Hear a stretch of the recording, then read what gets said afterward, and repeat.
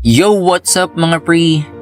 So, for today's video, we're taking a break from the usual art challenges. Gusto ko lang i-take tong moment na to at mag-reflect sa mga nangyari ngayong taon. Grabe no? Parang kailan lang. Ang bilis ng panahon. And look at us now. Almost at the finish line. Magti-2025 na.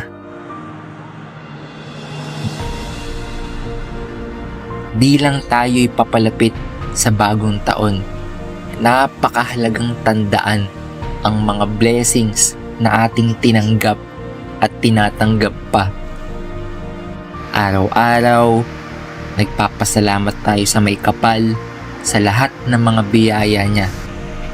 Maging sa mga pagsubok na nagsisilbing tulay upang tayo'y maging mas malakas. Tandaan natin, walang problema na hindi natin kayang lutasin kung mayroon tayong pananalig sa Kanya.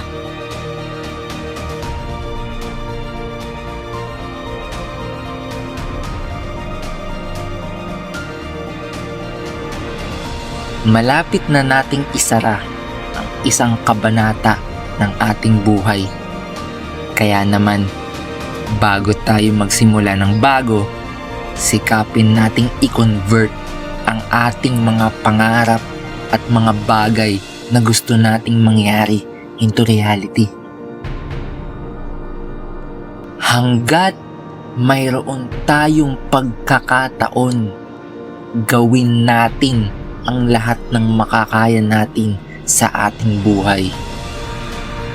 Huwag tayong magpapigil sa mga negatibong komento ng iba. Tandaan natin, ang tunay na tagumpay ay nagmumula sa loob natin.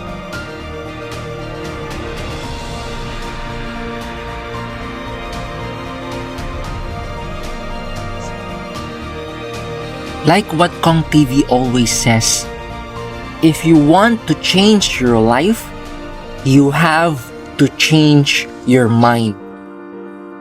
Tama siya, di ba? Ang ating mga iniisip ay may malaking epekto sa ating buhay.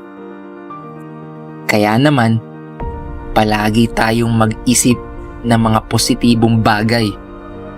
Kahit na mukhang imposible ang isang bagay, kung maniniwala tayo sa ating sarili, magagawa natin ito.